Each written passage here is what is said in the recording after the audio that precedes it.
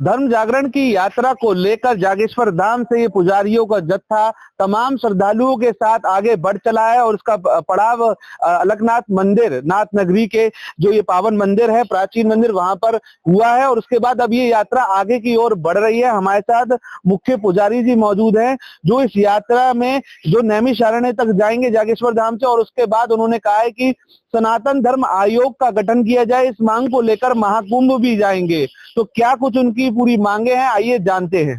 सर्वप्रथम जो हमारे देवों के देव महादेव हैं, कालों के काल महाकाल हैं, जागेश्वर धाम जी के चरणों में कोटि कोटि नमन, कोटि कोटि वंदन। यह सप्त ऋषि तप स्थली सनातन धर्म पैदल शोभा यात्रा 7 जनवरी को जागेश्वर धाम से निकली थी। आज अलकनाथ से यह यात्रा चलेगी और यह नैमिषारण्य तक पहुंचेगी। यहाँ की हमारा मेन उद्देश्य है कि हिंदू राष्ट्र बने और सनातन बोर्ड का गठन हो, ताकि जब हिंदू राष्ट्र बनेगा तब क्या होगा कि हमारे संतों की रक्षा होगी, हमारे ब्राह्मण देवताओं की रक्षा होगी और हमारे सनातनियों की रक्षा होगी और हमारे गौ माता की रक्षा होगी और तदोपरांत हमारे मंदिरों की भी सुरक्षा होगी। इसीलिए हम लोग ने यह यात्रा निकाल रखी है। जैसे कि देखा जाए कि हमारे भारत में 1300 साल तक मुगलों के द्वारा राज किया गया, उसके बाद 200 साल तक अंग्रेजों के द्वारा राज किया गया। आज हमारे भारत देश में महापुरुषों ने बलिदान दिया और फांसी के फंदे तक गए, तदोपरांत हमें तिरंगा मिला और हमारा भारत देश आजाद हुआ महापुरुषों के बलिदान से। 75 साल मात्र देश को आजाद हुए हो रखे। आज आप देख रहे हैं कि रातों रात मस्जिद बन जा रही हैं। हम ये चाहेंगे कि हमारे सनातन धर्म के साथ खिलवाड़ न हो। ये तभी बंद हो पाएंगे जब हमारा हिंदू राष्ट्र बनेगा और हमारा सनातन बोर्ड का गठन होगा। तो जैसे वक्फ बोर्ड का लोगों की मदद करने के लिए, जैसे कि मुस्लिम समुदाय के तमाम धर्म गुरुओं का कहना है, तो क्या उसी तर्ज पे हमारा ये जो सनातन बोर्ड है जो आप मांग कर रहे हैं, महाकुंभ तक लेकर जा रहे हैं, तो वो उसी तरीके से काम करेगा? क्या मेन उसके पहलू होंगे? उसका हमारा मेन सिद्धांत यही रहेगा, हमारा भारत जो है सनातनी देश है। हमारे जो हिंदू राष्ट्र का गठन होगा, सनातन बोर्ड का गठन होगा, उसमें ये नीतियां रहेंगी, सर्वे भवन्तु सुखिनो, सर्वे सन्तु निरामया, सर्वे भद्राणि पश्यन्तु मा कश्चित् भाग् भवेत्। सभी सुखी रहे, सभी में निर्मल काय रहे, सभी का विकास हो, सभी के लिए एक नियम हो, सभी के लिए एक कानून हो। तमाम संतों के द्वारा धर्म संसद भी महाकुंभ यानी प्रयागराज की धरती पर हो चुकी हैं और ऐसे में अब एक उत्तराखंड के जो पावन ज्योतिर्लिंग है वहां से भी ये आवाज उठी और आप उस आवाज को बुलंद करते हुए तमाम जो है तीर्थ स्थलों पर जा रहे हैं और फिर महाकुंभ पहुंचेंगे। तो क्या लगता है कि आपको जन सरोकार और जो तमाम जो संत हैं उनका सहयोग मिल रहा है? हमें समस्त संतों का सहयोग मिला है, समस्त ब्राह्मण देवताओं का सहयोग मिल रहा है, समस्त सनातनियों का सहयोग मिल रहा है, क्योंकि जागेश्वर जो जगाने वाला देवता है, कालों का काल महाकाल, इसीलिए हमारे यहाँ पर जो जागेश्वर धाम है वो जागृत अवस्था में है। उन्होंने ही हमें यह अनुभूति दी है कि आप जागेश्वर से जाकर के सनातनियों को जगाओ। जब हमारे सनातनी जागेंगे और भी हमारे साथ जागेंगे, कई यात्राएं निकलेंगी और भी हम लोग यात्रा निकालेंगे। ये यात्रा 600 किलोमीटर की रखी है। जब तक हिंदू राष्ट्र नहीं बनेगा, सनातन बोर्ड का गठन नहीं होगा, तब तक हम लोग यह यात्रा निकालते रहेंगे। इसके बाद जो हमारी अगली यात्रा होगी संबल मुरादाबाद तक हम लोग जाएंगे, जहां कल की भगवान का अवतार होना है।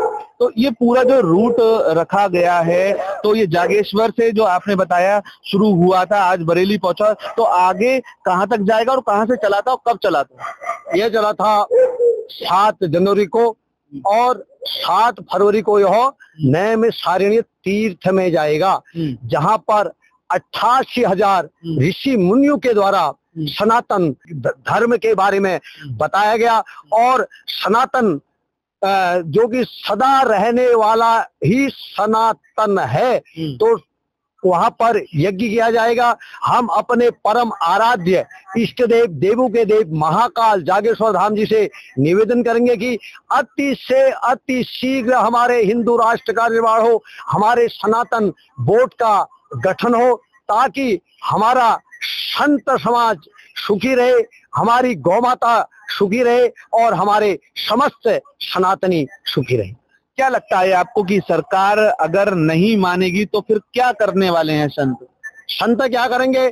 हम लोग इसी प्रकार प्रचार प्रसार करेंगे। यदि नहीं बनेगा तो हम इनमें आमरण अनशन भी रख सकते हैं।